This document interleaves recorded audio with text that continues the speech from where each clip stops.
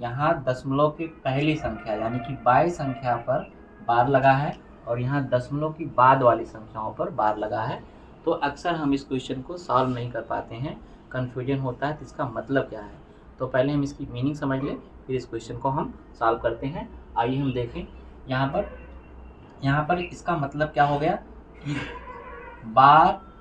2.75, इसका मतलब होता है -2 धन 0.75 और इसका मतलब होता है यहाँ धन लगा है तो 3.75 और 3 के ऊपर बार लगा है तो इसका मतलब क्या हो गया -3 धन 0.78 और इनको हमको जोड़ना है।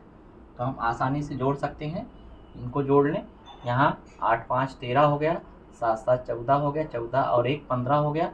दशमलव लगा है, दशमलव लगा दीजिए। अभी 1 बढ़ रहा है तो यहाँ प्लस का साइन लगा करके हम 1 लिख रहे हैं और प्लस साइन के साथ में लिख रहे हैं, क्योंकि यहाँ प्लस है इसलिए हम प्लस लिख रहे हैं। फिर इन दोनों संख्याओं को जोड़ेंगे, -2 में -3 जोड़ेंगे, -5 आ जाएगा, जोड़ लेंगे। -5 में से -5 में +1 जोड़ेंगे, कितना आ जाएगा -4 आ जाएगा और प्लस 0.53 और इनको हम कंबाइन करके लिखेंगे तो कैसे लिखेंगे 4.53। इसका आंसर कितना हो गया 4.53। आइए यहाँ पर हम इस क्वेश्चन को सॉल्व करें, इसकी मीनिंग समझते हैं। इसकी मीनिंग क्या होती है पहले हम इसको कर लेंगे। जैसे यहाँ पर 22.4 बार दिया गया है तो इसको हम पहले भिन्न में कन्वर्ट कर रहे हैं। हम पूरी संख्या को यथावत लिख लेंगे या हम दूसरी तरीके से, इसको 2 तरीके से लिखा जा सकता है। इसको 22 धन 0.4 बार और इसको 22 धन 4/9 लिखा जा सकता है। यानी कि जितनी संख्या पर हम दशमलव की बाद की संख्या को हम अंश लिखने में हम हर लिखने में यूज़ करते हैं, जितनी संख्या पर बार लगा होता है उतनी बार 9 लिखते हैं। इस तरीके से 11.567 और इन दोनों संख्याओं के ऊपर बार लगा है। इसको अगर हम चेंज करेंगे तो इसको 11 धन 0.567 और इन दोनों संख्याओं को बार लगा सकते हैं। इसको हम इस रूप में लिख सकते हैं 11 धन 567 और जो संख्या देख रहे हैं यहाँ पर छूट रही इतना हम माइनस कर लेंगे और बटे कितना करेंगे, जितनी संख्याओं पर बार लगा है उतनी बार 9 लिख लेंगे और जितनी संख्या छूट रही उतना हम क्या करेंगे इसके ऊपर आगे 0 बढ़ा देंगे। तो ये हमारा कितना हो जाएगा 11 धन, इसको देखिए यहाँ पर 5 माइनस कर लेंगे, 5 यहाँ पर हम घटा देंगे, 7 में से 5 कितना हो गया 2 6 और यहाँ कितना आ गया 9 16। ठीक है, इस तरीके से हम 33.59 के ऊपर बार लगा, इसको भी हम इस रूप में चेंज कर सकते हैं। 33 धन 0.59 के ऊपर बार लगा है तो इसको इस तरह से लिख सकते हैं।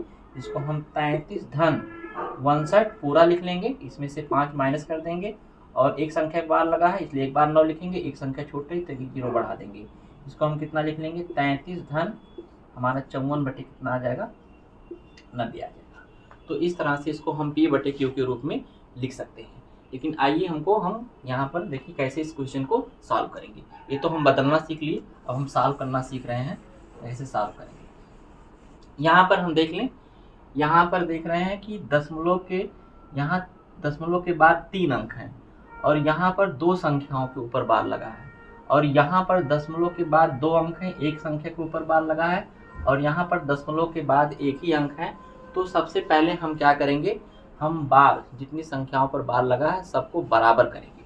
तो इसको हम लिख सकते हैं 22.4 बार को लिख सकते हैं 22.444 ऐसे आता रहेगा तो हम 2 संख्याओं पर बार लगा दिए इस तरह से, क्योंकि यहाँ पर एक संख्या छूटी है इसलिए यहाँ एक संख्या छोड़ रहे हैं और 2 संख्या पर बार लगा है इसलिए 2 संख्या पर हम बार लगा कर लिख रहे हैं। और इसमें हम जोड़ कितना रहे हैं 11.567 2 संख्या बार, तो जो 11.567 ऐसे हम जोड़ लें इसको, देखिए कितना आता है 6, 2 संख्या पर बार लगा है, साथ में हम 4 जोड़े, 7 4 11 हो गया, 6 4 10, 10 1 11 हो गया और यहाँ कितना हो गया 5 4 9 9 और 1 कितना हो गया 10 हो गया और यहाँ पर हमारा आ गया 2 और 1 3 3 1 4 आ गया और यहाँ पर 3 आ गया। और चाहे तो आप 2 संख्या पर भी बार लगा के रखे रहिए।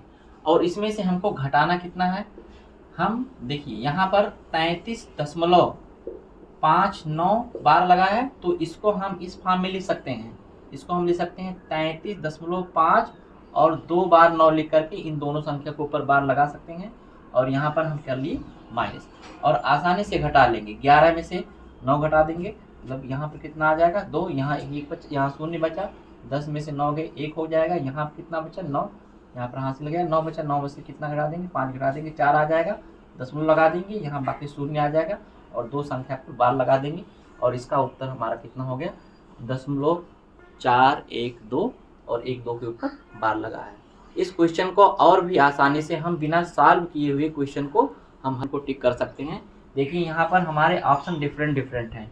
यहाँ पर एक ही संख्या के ऊपर बार लगा, एक संख्या छूटी हुई है, 2 संख्या के ऊपर बार लगा है, एक छूटा हुआ है, और यहाँ पर 2 संख्या के ऊपर बार लगा हुआ है, यहाँ तीनों संख्याओं के ऊपर बार लगा हुआ है।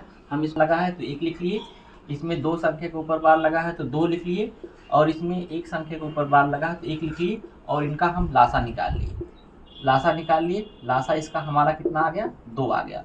और हम ये भी चेक कर लें कि कितनी संख्याएं हमारी ऐसी हैं दशमलव के बाद जिसके ऊपर बार नहीं लगा है। यहाँ पर देख रहे हैं कोई ऐसा संख्या नहीं है, तो यहाँ पर हम 0 लिख रहे हैं, यहाँ पर एक संख्या छूट रही है तो 1 लिख रहे हैं, और वहाँ पर एक संख्या छूट रही है तो 1 लिख रहे हैं, और इसका भी हम लासा निकाल लेंगे, इसका भी लासा 1 आएगा।